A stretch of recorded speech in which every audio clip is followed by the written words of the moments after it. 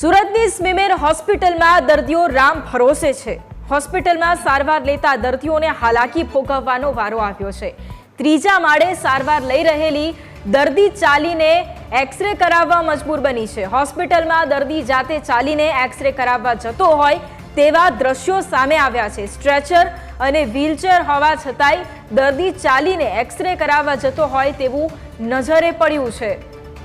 તો સ્મીમેર હોસ્પિટલ જે ફરી એક વખત વિવાદમાં આવી છે। સ્મીમેર હોસ્પિટલમાં દર્દીઓ હવે રામ ભરોસે છે। હોસ્પિટલમાં સારવાર લેતા દર્દીઓને હાલાકી ભોગવવાનો વારો આવ્યો છે।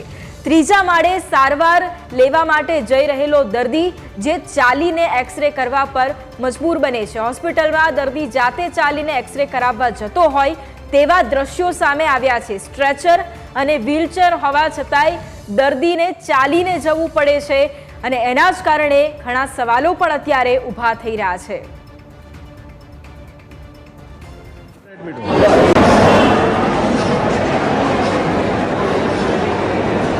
कहाँ जा रहे हो?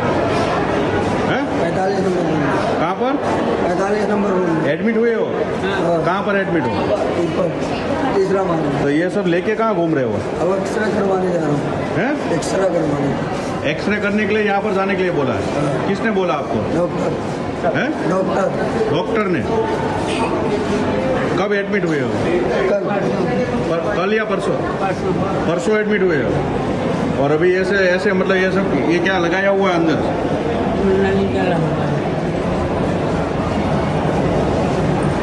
ऐसे ही घूम रहे हो?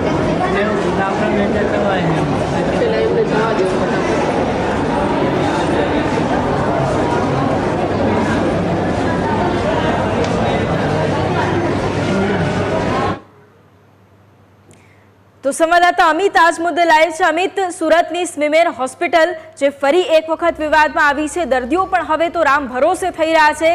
સ્ટ્રેચરની સુવિધા હોવા છતાં, વ્હીલચેરની સુવિધા હોવા છતાં પણ દર્દીને ચાલતા જવું પડે છે બીજા કામ માટે। સૌથી પહેલા તો શું પરિસ્થિતિ છે એ સમજવી છે।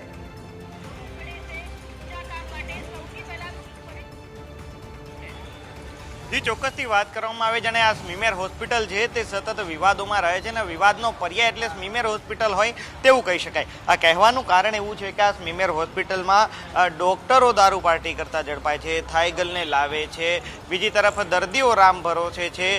જે દર્દી સારવાર માટે અહીંયા દાખલ કરવામાં આવે છે તેમને કોઈ પણ પ્રકારની વ્હીલચેર કે સ્ટ્રેચર વગર જ પોતાનો એક્સરે કે સોનોગ્રાફી કરાવવા માટે ડોક્ટરો મોકલી દે છે। જો કે અહીંયા જે વર્કરો કામ કરે છે તેને પૂરો પગાર આપવામાં આવે છે, પરંતુ ક્યાંક ને ક્યાંક આ કામ ચોરીના કારણે આ વર્કરો છે તે દર્દીઓની સાર સંભાળ લેતા નથી અને ડોક્ટરો પણ એ જોવાનો પ્રયાસ નથી કરતા કે અમારે ત્યાં જે દર્દી સારવાર લે છે તેની સારવાર બરાબર થાય છે કે નહીં। ડોક્ટર કહી દે છે કે તમારે જો એક્સરે કરાવવો હોય તો નીચે જઈને એક્સરે કરાવી શકો છો, રેડિયોલોજીમાં એક્સરે કરાવી શકો છો, પરંતુ દર્દીને કઈ રીતે લઈ જવું, કયા સ્ટાફ દ્વારા લઈ જવું તેવું કોઈ પણ પ્રકારના નિયમનું અહીં પાલન ન થતું હોય તેવું સ્પષ્ટપણે લાગી રહ્યું છે। આ ઉપરાંત બીજી મહત્વની વાત છે કે વ્હીલચેર જો હોય તો પણ વ્હીલચેરને હોસ્પિટલના કર્મચારી ધક્કો નહીં મારે, દર્દીના પરિવારના સભ્યોને જ વ્હીલચેરને ધક્કો મારી દર્દીને જે તે વોર્ડ સુધી પહોંચાડવો પડશે।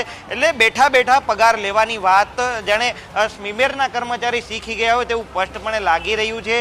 દર્દીઓના પરિવારના સભ્યો છે વ્હીલચેરને ધક્કો મારીને અલગ અલગ વોર્ડમાં દર્દીઓને લઈ જાય છે સારવાર માટે, જાણે અહીંયાના કર્મચારીઓને દર્દીઓની કંઈ પડી જ ન હોય તેવું સ્પષ્ટપણે લાગી રહ્યું છે। મહત્વની વાત એ પણ છે કે આજે સવારે જ્યારે ન્યૂઝ કેપિટલનું રિયાલિટી ચેક થયું ત્યારે જે ડૉક્ટર હોય છે તે માત્ર દર્દીને એવું કહી દે છે કે તમારે આ ટેસ્ટ કરાવવાનો છે, પરંતુ દર્દીને જે દર્દીના સગા હોય છે તેને તમામ વોર્ડની ખબર હોતી નથી અને તે લોકોને પૂછતા પૂછતા અન્ય વોર્ડમાં જાય છે અને પોતાના જે પરિવારના સભ્ય છે તેમની સારવાર કરાવે છે। પરંતુ હોસ્પિટલમાં જે દર્દીના વ્હીલચેરને ધક્કો મારવાની કે પછી અન્ય સુવિધાઓ કરવાની જવાબદારી હોય છે તે હોસ્પિટલના સ્ટાફની હોય છે, પરંતુ અહીંયા હોસ્પિટલનો સ્ટાફ છે તમામ જવાબદારીમાંથી છટકતો હોય તેવું સ્પષ્ટપણે લાગે છે।